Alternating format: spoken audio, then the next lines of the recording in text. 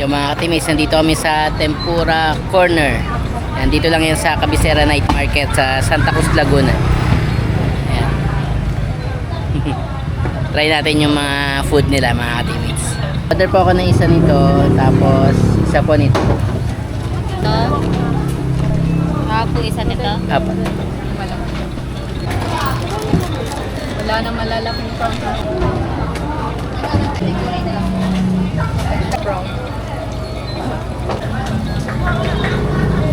Magkano po itong prawn tempura?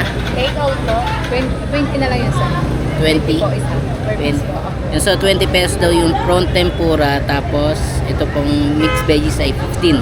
Yes sir. Yan, 15 pesos po ito. Yan. Oh, laki. Magkakainin na po ma'am. Hmm.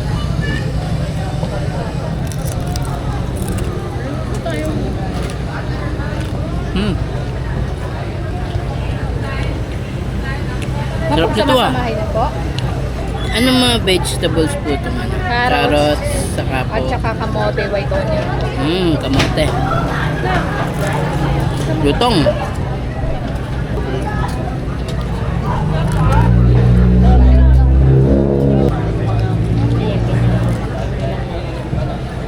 Yummy. Yummy. Sarap ah. Ano po yun? Japanese sauce, tempura sauce yan. At Yan po tempura yung sauce. pinaka-sauce namin. Init ng sauce niya mga katimates. Umusok pa. Parang ang sarap higupin ito. Sa inyo ma'am. Manamis-namis yung ano niya, sausawan. Okay.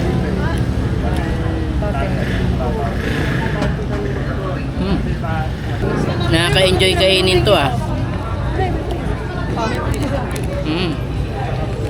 Dito naman tayo sa prawn tempura. Ano po? Ito ma'am. Lambot. Sir, sauce pa po. Japanese sauce. Ano po sa inyo?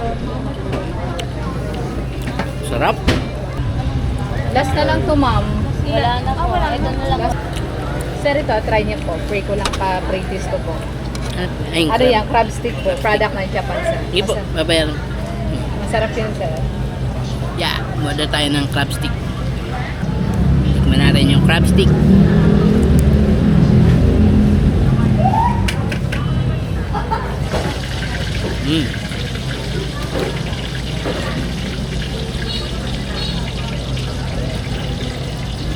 Lambot, tapos malutong yung labas.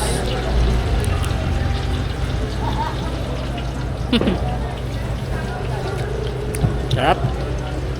Ngayon. Crab stick.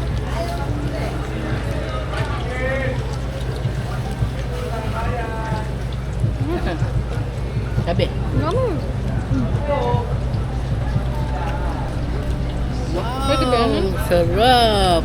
Sa sarap ng tinda nila mga katimates. Isa na lang po yun. Yan po, wala na po. Nag-sold out. Crab stick, ma'am. Product po siya ng Japan. Masarap yun ng tempura sauce.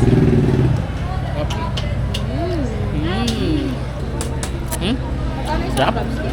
20. Kinamay ko na mga katimates. Mas masarap pag kinakamay. Tempura, sir. Sabi ah.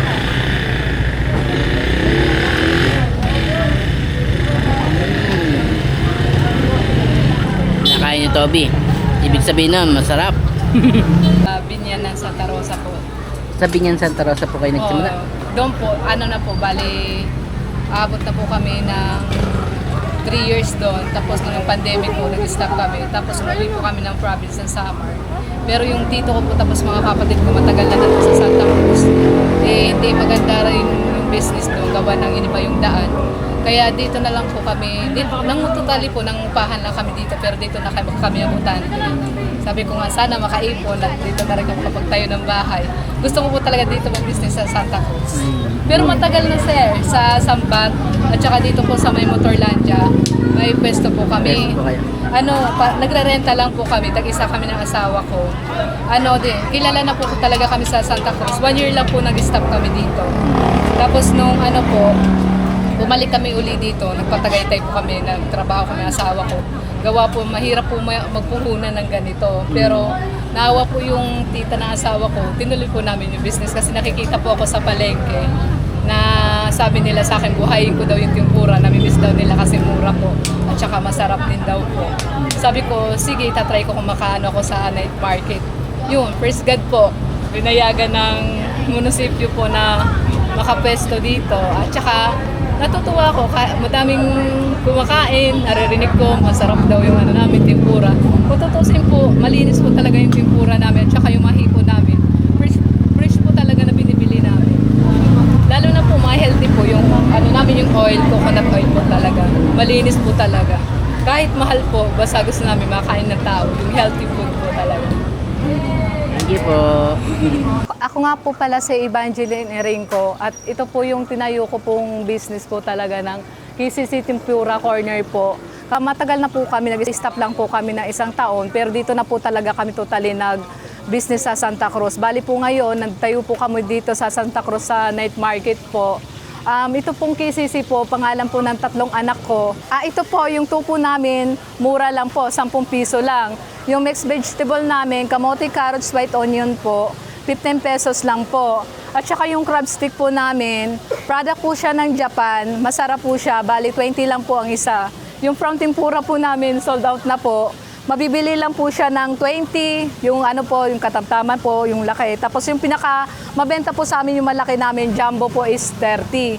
Yun po yung palaging sold out sa amin na from tempura po. Yun po yung dinadayo po dito sa Santa Cruz.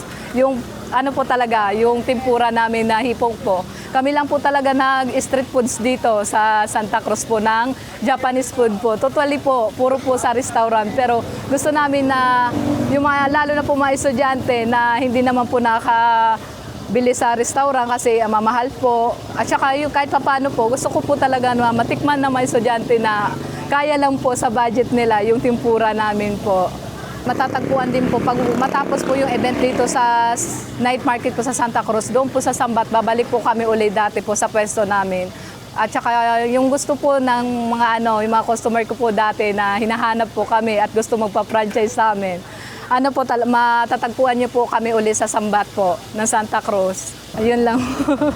Mga teammates, so matatagpuan nyo yung KCC Tempura Corner sa stall number 29. Yan, so malapit sila sa May Tulay at malapit lang din sila dito sa May Mang Inasal. So mga teammates, tara, uwian na. Team TMJ now. Team TMJ